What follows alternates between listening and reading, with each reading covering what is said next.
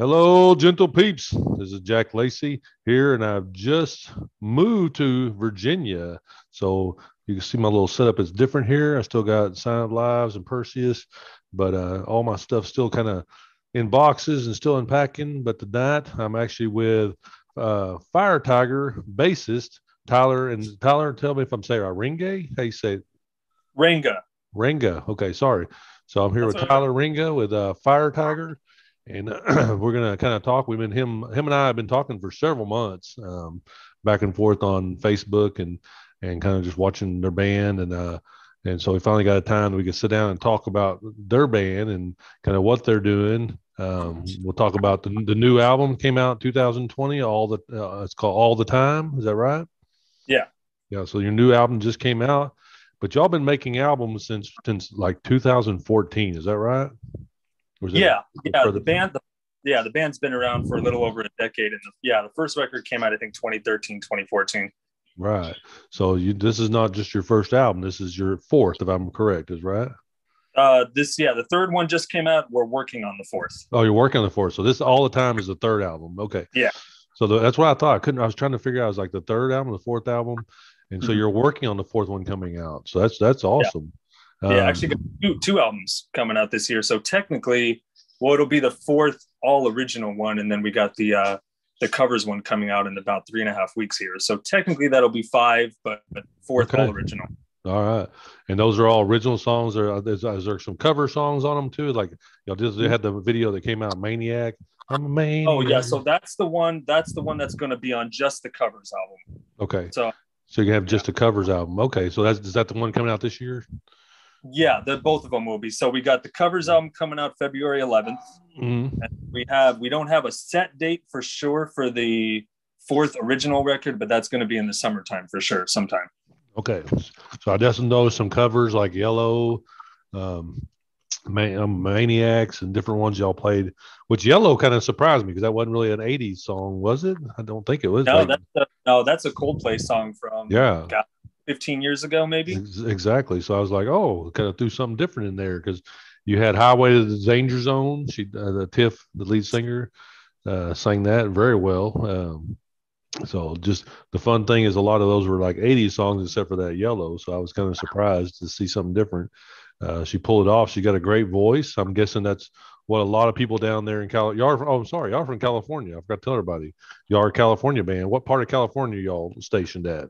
We're all in LA right now. Okay. I'm actually the only actual like LA native. Okay. Tiff and James, they're actually Tiffany's from Orange County, which is just about 20, 30 miles north from Mm-hmm. LA. Right. Uh, James is like NorCal. So he's probably a good 5, 6 of, I mean, like I said, we all live here in LA, but that's where he's originally from. Okay. Jordan, our guitarist, is from Seattle originally. Okay. And our drummer, Lorenzo, is actually from Italy. From Italy. Okay. Very Yeah. interesting. From northern Italy. And he moved here to LA probably about 5 years ago. What's his name again? Lorenzo. Lorenzo. Okay. So Lorenzo, and Tiffany and James. Is that right? James? Yeah. And then Okay. Jordan on guitar. And then Jordan on guitar. So Jordan or James and Tiff write a lot of the songs. Is that right? The originals. Correct. Yeah, it's they're the ones who started the band. The way that kind of started. Sorry if I'm jumping No, you're gun. good. Any questions you got? But Yeah. with them, it started out as actually an all cover band called Danger Zone, probably Oh. like about 2008, 2009, Mhm. and they did basically all 80s covers of mainly soundtrack Right. songs, like Danger Zone and Maniac, which is one of them. Actually, um, some of the songs that are going to be on this covers album next month are date back to that time period. So there's going to be cover songs all the way from probably about 2010 all the way up until now. So you're going to get a good range of maybe 10 years worth of covers. Okay. Very nice. Uh, So that's so kind of that's how how it started. And then they became Fire Tiger. They changed the name and decided to be an all original group okay. about 2011. Okay. So what is Tiff and James and all them up to right now? Well, right now they're the reason they couldn't join the Zoom, even though I sent them the invite. They're actually out of town right now. I think Oh, they're okay. something. So they got that going on, and then I know a couple of the other guys are busy, so I was kind of the only one who could Right. make make this happen for tonight, but it's all right. You and I have been talking anyway, so that's good. Yeah, they said what? They send their hellos. Hello. Okay, awesome. Yeah. Well, one of these days I'll get to talk to them. I like talking to all the band members. So let's see if one day that'll happen. I know that I watched and saw that y'all played at like a go whiskey a go. Yeah. And the Roxy, and like really like some of the popular places in California, right? Mm-hmm. Yeah, exactly. So y'all played at all the cool places, all the cool people. Any fun experiences going to those places that you talk about? It's something sticks out of your head? Yeah, I mean, they're kind of the stomping grounds a little bit here for us. When we play LA, it's usually the Sunset Strip that we play in general. So that's kind of, the whiskey's kind of one of our home bases. I personally have been playing at that venue for several years. And I know it's one of like our hot spots. And we also used to play the House of Blues, which is no longer there anymore in Hollywood. Okay. That was kind of one of the stomping grounds, which is actually where I first discovered the band when they were kind of first around many years ago. So yeah, it's been really cool. And so that's kind of where our fan base is probably the biggest in terms of, where we live in the area. So and huge fan base. I know it's like on YouTube, like 14,000, almost 15,000 followers. You got tons of followers on Instagram and and on different things. So you have a big fan base, and is that just because of all the years, or because of people in California are into that type of music, or what? Why do you think that y'all are so successful on that? I think it's a mix of things. I think YouTube does have a lot to do with it. I think with the first single, Energy, it kind of caught fire pretty quickly. And that's where it started. And then I just kind of noticed it actually picked up a lot of steam in the UK during that time too. So that's probably where we have also our biggest fan base, apart from LA in general, is the UK. And then I don't know, it's just one of those things where I think, oh, sorry, you're good. Low battery again. I think it's just one of those things where it just kind of traveled. But I think YouTube definitely had a big part to do with it. And now it's just kind of hitting a little bit of everywhere, which is cool. So, I mean, I'd say it's really good considering, we're an unsigned band with absolutely no management, no booking agency behind us. It's all us. So, okay, cool. I'd say so far so good. So with that popularity, and like you said, the UK, y'all got to go to the UK and play one time, right? No, actually, believe it or not, we haven't been there yet. Oh, okay. I thought I saw y'all were talking about. I believe there was a music video filmed over there prior to me joining the band. Maybe several years ago. And that probably helped too. But because I believe James has a relative who, an uncle or somebody who lives in London or something. Okay. And I think one time stayed up over there, and it happened to be around the time they were recording the first album. Yeah. And so they spent some time over there and filmed over there. So parts of that music video for the music video Green Light, which is off the first record, is filmed in parts of London, I believe. So so that's kind of where that comes in. But as far as like touring and gigs there, we've actually only been, believe it or not, especially since I've joined the band, there's only been a couple of out of town, like out of country gigs that we've done. So most of it has been local, but hopefully this will be where we kind of start to actually get to where our fan base is in various places. It's just like I said, I think what's been hindering it is, since we do it all ourselves, it's a little bit harder for us to get to certain areas, kind of without that. Right. Very good. I noticed that also I saw that I just lost my train of thought there. So anyway. So when I was looking at different things, I saw pictures of you like Gene Simmons and Johnny Depp. And is those how those opportunities come that you get to meet those guys? Well, funny, yeah. I mean, the Gene Simmons thing, being a lifelong Kiss fan, right? Fellow lifelong Kiss fan, yeah. That was funny. That was actually over at a book signing here in Beverly Hills. that he was doing for one of his books, probably about close to 10 years ago. And I went with a friend, just went to a signing. So that was kind of a cool little meet and greet kind of thing. Yeah. Yeah. That's obviously going to be the cheapest meet and greet you'll ever get with a member of KISS, is just by buying a book and getting a signing. And no doubt. And actually that photo opportunity was not a normal thing at that meet and greet. That was, or at that book signing, that was supposed to be a quick, hey, I'm going to sign your book, off you go, because that's just how it goes, especially when you got thousands of people in line. Right. That was a accidental mistake on my part, which was funny. I think something was, I remember this very vividly. Some commotion was going on the other side of the signing. And the security guy had to go and find out what it was. So the security guy couldn't make me go on my way as quick as they normally do. So I actually I was actually able to get like a good 1 minute chat with him. Nice. And, I get compared to his son, Nick, a lot as far as looks. Right. And kind of became an inside joke. And we were just chatting for a second about that. And I was able to snap some pictures too while I was at it. And so that was kind of a lucky mistake on that end of things. So that's kind of how that went about. So it was still an awe-inspiring moment for sure. Right. The Johnny Depp thing, I actually am. I'm actually friends with a couple of the guys from Alice Cooper's band, and as most people know, who was a Johnny Depp fan, rock fan, whatever, they know that Johnny's in a group called Hollywood Vampires, which has Alice Cooper as the singer. Yes. And so I know a couple of members from Alice's band. Okay. And I went to a local Hollywood jam that we have here weekly. Mm-hmm. And it was Tommy Henriksen, Alice's guitarist, one of Alex's guitarists. He was the curator for the jam, and it was Tommy and friends or something. And funny enough, I had an odd feeling that Johnny was going to be there, considering the connection with Alice and everything else.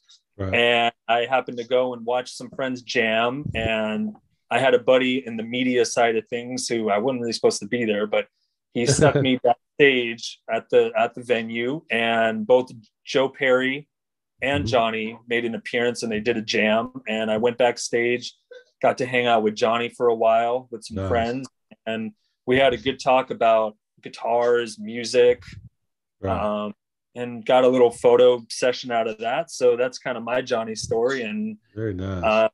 That was a great fun time. It was pretty trippy, I must say, growing up, not only being a fan of obviously his movies and his acting, but being a Hollywood Vampires fan, being a fan of him as an artist, because I'm glad that the world gets to see, the last few years, his dream, that his lifelong dream he always had, plus seeing the talent he has, because he's very underrated. He really is a good guitarist. He's even a great singer. He doesn't sing much, but when he sings, it's a good vocal styling. He's got that cool kind of lower register thing going on, that almost that 60s, 70s vibe going on. And so that was kind of how that went down. Yeah. So that's the great thing. And it's kind of the thing I love is just getting to meet different people in bands. And the fact that they know people from other bands. There's so many great, get to meet different people, and you're inspired by people, how they sing or what they sing about. And again, I talked before, it's all about the music is how it touches you and how it makes you feel. And the sounds, you might hear a song that like blows you away, or a song that reminds you of something. A couple of my favorites of y'all's is like Green Light. I like that song. Something about it. And Magic Brew. I love that song. And those two, the things I love about them, not only the songs, but the videos. Now, I just directed and edited my first music video for a guy named David Bell in Texas and Oklahoma. And so the fact that I got to film his video, edit it, and put it together, and it's now a music video, it's so exciting. So I can imagine whoever does y'all's videos, I don't know if it's the same person or different people, but they do a really fantastic job with y'all's videos. Thanks. Who does that? Believe it or not, 90% of our videos are done by us. Okay. We usually have some of it, a lot of it is actually shot on the iPhone. We actually sometimes use like Tiffany's iPhone in certain shots. We've had some professional 4K stuff done by some friends on certain other shots, but everything is, you'd never believe it, but everything is super everything with us is super low budget, believe it or not. When it comes to recordings, when it comes to videos, we kind of, like I said, because we do everything ourselves, that's another thing that we kind of do ourselves. Tiffany actually does all the editing for the music videos. Very nice. So we'll super film, talented then. Yeah, we'll film hours and hours worth of anything, really, because in our videos, we don't just stick to the storyline of the music video that we're shooting for. We'll take stuff from us just joking around. You know, she always has her phone on her, recording whatever it is we do, whether it's just the band hanging out, whether it's a show, whether it's backstage for an event, you name it. She just hits record on everything, and she just goes through hours and hours of stuff and just picks out cool things that she thinks will fit, you know, the theme of the video, or even just for, you know, giggles, whatever. And she'll put it together, and she'll spend several weeks, even, you know, sometimes just putting the pieces together and editing it. Yeah, it takes a while to do the editing. I know I did mine. I had a lot of fun on it, but it's not a simple task. So congratulations to her for props to her. I can't. Yeah, because that's pretty amazing. I love it. I love it. So if y'all are ever in Virginia, let me do one of your music videos. I'll be happy to do it. Let's do it. But so Tiff, so she got the big hair. She got the look right. She's is her favorite? Is that her favorite thing? Is the '80s? Because none of y'all look like y'all are old enough to be around the '80s. Yeah, I mean, I'm a '90s child. Jordan's most of us are '90s childs. James and Tiff was Tiff's a very, very late bloomer. She still grew up in the '90s, but I think she was born on the cusp of the '80s ending. And James is actually looks amazing for his age. He's a very late '80s child. So I mean, yeah, for the most part, we're still on the latter generation millennial side of things. But yeah, I mean, I know that her kind of backstory, from what I know, everything about her, she actually started out kind of, you know, being like your typical '90s child and liking a lot of the pop stuff that was out at the time, you know, the Britney Spears stuff and that. But I remember as time went on and she first met James and they got together and jammed, I think, if I remember correctly, that was his thing already. And he kind of got her into that stuff. And then before you know it, she just ate it up, totally embodied the persona of it and the sound and everything. And it just became almost a natural thing. So I think it was in her blood to kind of, you know, have that portrayed as far as her image and her sound and everything. So she definitely bloomed into that kind of '80s vibe, which worked out perfect, obviously. So I can definitely feel it because I was in junior high and high school in the '80s. So I was all about the '80s, and so I can definitely, when I watch her singing and listen to her, I can feel and see the '80s in a lot of stuff she does. So that's kind of funny that she portrays it so well, and figuring that she didn't even grow up at that time, or she was a little bitty kid at the time probably. So that's good though. So that the vibe of that, and I've seen a lot of comments on your YouTube, is people love that, bringing back the '80s kind of sound and styles and things like that. So you'll get a lot of compliments and different things from people who are interested in that kind of sound, because, you know, I love all music. You and I talked about it. We're both Kiss fans. I like some really, really heavy metal, but at the same time, I'm big '80s. I'm a big Cure fan, you know. I grew up listening to them, the Misfits. I noticed you had a little bit of hairdo in one of your videos. It looked a little bit like Danzig's hairdo. I don't know if that was on purpose. I go with the flow with my look. You'll notice kind of almost music video when I play live, I kind of try to give the same look, but in the videos we kind of do the wardrobe thing last minute, and I kind of just actually throw on whatever Tiffany has in the wardrobe, and as far as style and look and all that, we kind of just throw something together right before we shoot and we go for it. Actually, a lot of the wardrobe that we wear belongs to the clothing line of, do you remember the group LMFAO? Yep. Yeah. So crazy fun guys. Yeah. So Red Foo, that's Red. We wear a lot of his clothing line, which is called Party Rock, and, you know, he's a good friend of ours, and so that's kind of the wardrobe we rock there. Some of that is his clothing line. So we he's very into that kind of look and vibe too. You probably have noticed from the past too. So we kind of rock that vibrant kind of look that he's got going on, which, you know, meshes well into that 80s look. So we're wearing a lot of his clothing too when we're I love that. you know, Yeah, that song of his is crazy. I think that's what it's called. What I can't remember the line now, but that's sexy and I know it and all those. Yes, that video was hilarious when he did that. So Yeah. he's fun to watch. But yeah, so I've liked all kinds of music all my life. We talked a little bit about the Who. You're wearing the Who shirt, and talked about that. So what are your influences that got you into playing the bass? Well, you know, that's kind of an interesting question. So I am a bassist, oddly enough. My thing with bass is I'm primarily a guitarist. I mean, I love playing bass. Don't get me wrong. I've adapted to. I'm one of those instrumentalists where I kind of a little bit of drums, guitar. Guitar is the primary, like I said, but guitar, bass, a little bit of keys. Like I can do, you know, just a little bit of the chord kind of progression stuff. Nothing too fancy, but as far as bass, my prior band, that was my first time kind of delving into the bass thing, right? Which I kind of just naturally picked up from knowing how to play guitar for so many years. Bass wise, I mean, I'd say my influences actually don't necessarily reflect too much of like our sound. Some of it is like I do love John Taylor from Duran Duran. I think he's a fantastic, crazy bass player. He's one, and then but then there's people like Steve Harris of Iron Maiden that you know is just insane. Now you're speaking my language. You know, a little bit again. I mean, I'm not a very technical bass player. I'm one of those bass players where I'll pluck along to what the guitar is doing and do my thing and have fun with it. So since I'm not much of a technical player, there's influences there, but it's not enough to where you'll hear it in my playing per se, since I kind of just, especially with our music, which is not necessarily the most simplistic music, but it's more straightforward than it is technical.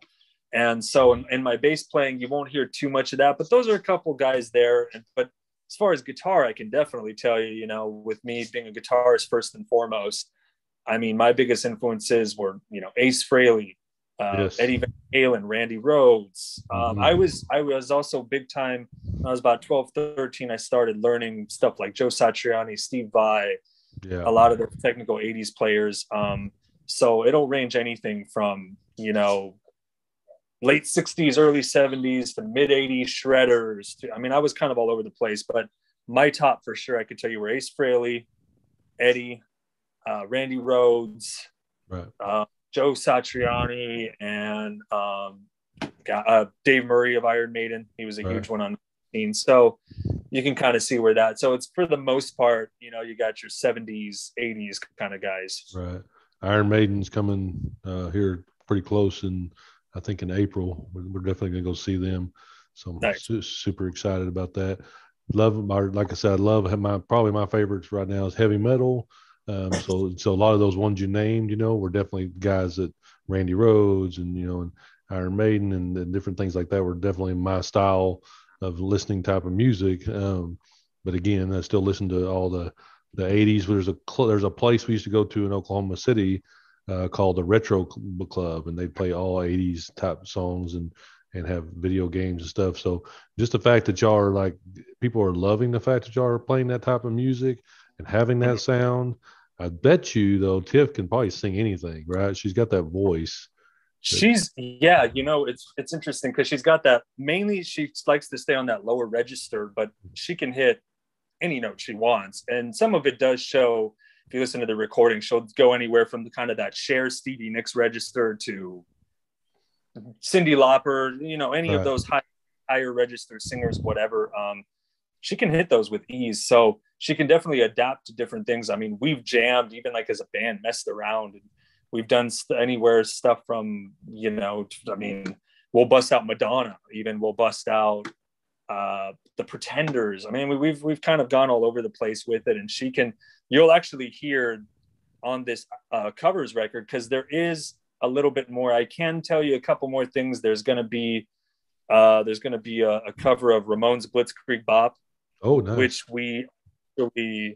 we actually did our way. It's nothing like the original, but Okay. you'll kind of see, like I said, she can throw in that punky vibe. I mean, she's all over the place, so it's going to be I'm looking forward to that being released. But yeah, she can incorporate some different elements when she wants to. She can adapt to the different sounds. Right. So Okay. yeah, there's definitely that. Well, like I said, I'm surprised that they all have been picked up by somebody in music, like some kind of deal, just because of the fact of the good following you have and the different people and playing it. The places y'all got to play. So those are some cool places in California. Not that I've ever been to any of them, but just me being a music fan, I know of them. I've heard of them, and different things like that. And so I'm hoping that y'all. I hope y'all get somewhere like that where y'all can start doing some touring, because I think if you go to different places in the United States, that I think your fan base is going to grow also. Um, people like that. They like that reminiscence of going back into that type of music, and I think that's kind of what definitely inspires people to listen to y'all. Is they hear some stuff nowadays. They're like, it's not into it. I like the old style music, and it's funny I say old because I don't feel like I'm old, but that is older style music from the '80s. So that's pretty cool. But I'm excited that y'all had y'all's album come out all the time, and then you have 2 albums coming out this year. So 3 albums pretty quick compared to, like, you hadn't had one in a while before then, right? Yeah, I mean, let's see. The last album before this past one, All the Time was my first album with the band. I joined the band a few months after the prior album to that, which was Suddenly Heavenly in 2018, because I've been Right. with them That's the now one. Mm-hmm. about 4 years. Right. So yeah, that was my first album with them. So I'm excited that this next one, I'll be able to say, I'm doing another one. Right. Yeah, I mean, just these last, close to about a year and a half, kind of since everything transpired as far as the pandemic. A lot of time was just spent, we were doing a lot more, since we weren't doing any gigs at all through 2020, obviously, Mm-hmm. because of a lot of what was going on. We did a Right. couple gigs last year, but we just really wanted to focus on not only until kind of things got better, but just because we had so much brewing as far as material, and we just kind of wanted to just keep putting out material for fans to enjoy in the meantime and have plenty of content. So that's why we kind of decided to do another record this quick too, but we do generally try to do an album every year and a half, 2 years anyways. Okay. Which that'll be about the time. I mean, by the time this album comes out, this all original, it'll be Right. about 2 years since the last record, because that came out in the summer of 2020. This will be summer 2022. Correct. So we're about hitting the mark Okay. And I know, anyways. so But I yeah, think, there's so many, go ahead. there's so many songs. Yeah. Well, I think that you and I got connected because somebody was wanting that somebody had heard of y'all on Rocklahoma's fan pages. You've heard of, I don't know if you've Yeah, heard of yeah. Rocklahoma. No, me and Rocklahoma go way back. I mean, Is my that how, that's previous how we met band, somehow. Yeah. yeah, my previous band played Rocklahoma several years in a row. Okay. So I kind of had garnered my own fan base from playing there in previous years. I haven't been there in probably What, about I think 4 years ago was the what, last one I played. what band was that you played with? We were Micah, Mycah. I'm not sure if you were familiar with it when you were out there, but we played there about 4 or 5 years in a row. On one of the smaller stages, but we Okay. garnered a pretty good fan base from them. Oh, very good. So that's how you and I got connected. And I was wondering how we got connected because I did a lot of Rocklahoma. We went to Rocklahoma. Of course, both these bands were at Rocklahoma. I actually interviewed both them at Rocklahoma during one of the storms there. But we loved Rocklahoma. Unfortunately, we moved to Virginia now, so we'll probably be going to the Blue Ridge Festival they have here. I don't know if you've ever Okay. heard of that one. Yeah. It's a really big that's pretty huge, and so we're excited about that, and hopefully get some bands in that area. But I always love talking to California. Like I said, I talked to Final Fall, um, awesome band, and they're there in LA also. And so the fact that just getting to, there's bands everywhere, and I like to. And the thing about it is sometimes you may not hear about one, so you may not hear about the other one unless you're connected somehow. So I'm hoping that's kind of how I do, is I put those music bands, interview, put them out, So hopefully other people can see them from different areas and go listen to their music. So I hope a lot of people come check you out that have not heard, especially if they're like into some 80s retro or into that sound or that vibe. I think they'll definitely enjoy y'all's music for that fact. And I'll have to check out your band from definitely sounds familiar, but I can't picture it in my head. But y'all probably played at the Deb stage maybe when y'all were there. It's one of the I was you know the what, covered I one. think the last time we played there was like 2017, so I think they still had the retrospect stage at the time, what it was called, or when we used to do the pre party stuff on that Thursday, and then we would play like a Friday or Saturday. Okay. And yeah, I mean, I miss it there. That was a fun time because we used to go tour like in Texas and stuff, and we'd go out and play other festivals, but that was one of our stops on the way. And yeah, we played there a good 3-4 years. And like I said, a lot of those people that go every year, obviously, you know, I think they kind of remembered who I was. So they were like, oh, hey, blah, blah, blah, blah. And some of them have kind of latched on to what my current band has done, and they've adapted to what I'm doing now. But I was hoping to play this year, but I think I kind of, when I was in talks with the booking agent, I think it was a little too late. They had kind of already booked it up by the time I was trying to get back to them. And so I won't be there this year with Fire Tiger. It'd be kind of cool to hit next year if possible. Yeah. But you know, I don't know. That's a whole, I don't know how to go about it. I definitely have some friends there that have some people who know some people. So if they're watching this video, hopefully, you know, talk to Tyler, Fire Tiger. Definitely want to get them there at Rocklahoma. I think that y'all would get that. You know, there's a lot of people that love some 80s stuff there. I mean, Stephen Pierce was there last year from Rat, and it was fun to see him. You know, and there's always, you know, different people that are there that play some older style music, and so, you know, I think that's the thing about the generations of music. There's a lot of people my age that go to Rocklahoma, so they love the heavy metal, they love the new stuff, but they also love all the, you know, good old stuff too. So that's pretty exciting. That's pretty exciting. So anyway, other than that, I think that really and truly is just getting it. People just know Fire Tiger.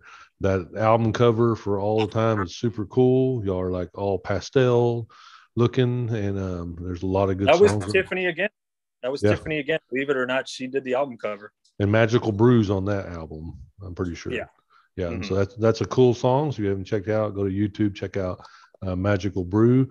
Below in my YouTube section, I'll link the links to Instagram and Facebook and Spotify and everything for Fire Tiger. So y'all can go look at that and check them out. I know that a lot of people like to go hear some different type of music, different style music they haven't heard. And I think this is something that you really love. So Tyler, man, I sure appreciate your time. I know that, you know, you're like me, you have another job probably in life and different things. So we're busy. And so, you know, taking that time out to sit down and talk to me, I appreciate it. And we'll do some talking here afterwards. I got a couple of things to talk to you about. But otherwise, anything else you want to let us know about before we get off here? You kind of covered it all. Yeah. Just, you know, anybody who hasn't, follow us on social media. You know, all of our handles are Fire Tiger Band as far as Instagram, YouTube, Twitter, Facebook, all Fire Tiger Band. Our covers album comes out February 11th called Fire Tiger Covers. We have have yet to announce the title for our next all original album, but that'll be out in the summer. And I guess be on the lookout for possible tour date. You know, we're probably going to try and shoot for some dates, regardless of where it is, maybe in the summertime, you know, kind of as it gets closer to the album releases and when it's, you know, festival season again and all that good stuff. So I'd say be on the lookout. All right. And also, if you listen to podcasts on Spotify, this also will be on my podcast, which is You Don't Know Jack's Music. So if you're on Spotify and you listen to podcasts, go listen to my podcast, You Don't Know Jack's Music. And otherwise, that way you can look at that. And I'm also on Gentle Peeps Creative Studios on YouTube. And again, this is Fire Tiger, Tyler, bassist. Thanks for your time. Everybody, go down below, check out all the links. I think you'll be excited. And Tiff, sorry you wasn't here. I was going to talk to you some other time. All right. Thanks for watching. Y'all have a good day. No problem. Have a good one. Thanks again.